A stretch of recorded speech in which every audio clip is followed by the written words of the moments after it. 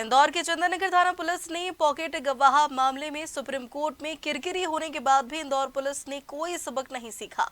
अब खजराना थाना क्षेत्र में बड़ा गवाह घोटाला सामने आया है, जिससे पुलिस विभाग में हड़कंप मच गया। इंदौर के खजराना थाना क्षेत्र में बड़ा गवाह घोटाला सामने आया है। यहां पुलिस ने हत्या, लूट, दुष्कर्म सहित 1250 गंभीर मामलों में 2 लोगों को गवाह बनाकर प्रस्तुत कर दिया। इनमें 333 मामले दुष्कर्म, पॉक्सो, हत्या और एनडीपीएस जैसे गंभीर अपराध की दर्ज शामिल है।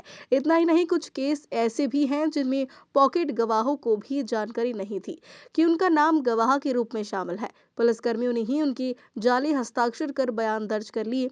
खजराना थाने का मामला सामने आने के बाद अब डीसीपी ने मामले में तत्कालीन थाना प्रभारी दिनेश वर्मा को नोटिस जारी कर जवाब मांगा है। हालांकि पहला नोटिस जारी होने के बाद भी तत्कालीन थाना प्रभारी ने कोई जवाब पेश नहीं किया, जिसके बाद अब अधिकारी दूसरा नोटिस जारी कर रहे हैं।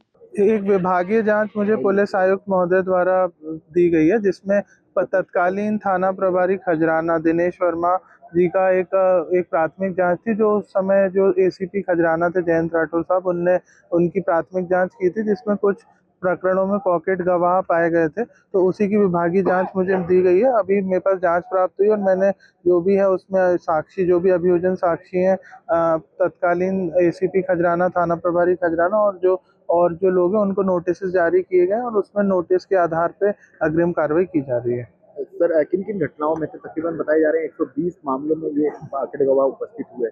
हाँ, जैसा कि आप बता रहे हैं, लगभग ऐसे 100 मामले थे, जिसमें 100 या 100 से थोड़े से अधिक भी हो सकते हैं, कि जिसमें इनका जो एलिगेशंस हैं वो पॉकेट गवाह के हैं। ये माइनर एक्ट के प्रकरण थे मोस्टली, जिसमें पॉकेट गवाह का चर्चा की गई है। बाकी इसमें अभी साक्ष्य संचलन किया जा रहा है, उस आधार पे अग्रिम कार्रवाई की जाएगी। सर, कुछ पॉक्सो या इसका गंभीर अपराधों में भी पॉकेट गवाह उपस्थित हुए? अभी मैं सारे तो प्रकरण नहीं देख पाया हूँ, बट जो मैंने अभी अवलोकन किया उसमें आर्म्स एक्ट और कुछ माइनर एक्ट्स भी मुझे दिखे हैं, जिसमें इनका यूज किया गया। बाकी अभी जो भी सारी एफआईआर थी, एक एफआईआर का भी अवलोकन नहीं किया गया।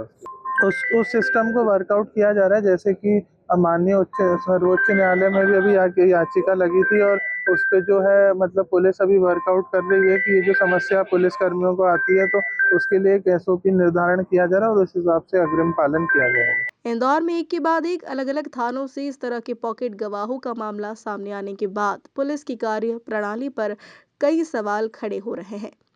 इंदौर से हार्दिक प्रजापत की रिपोर्ट।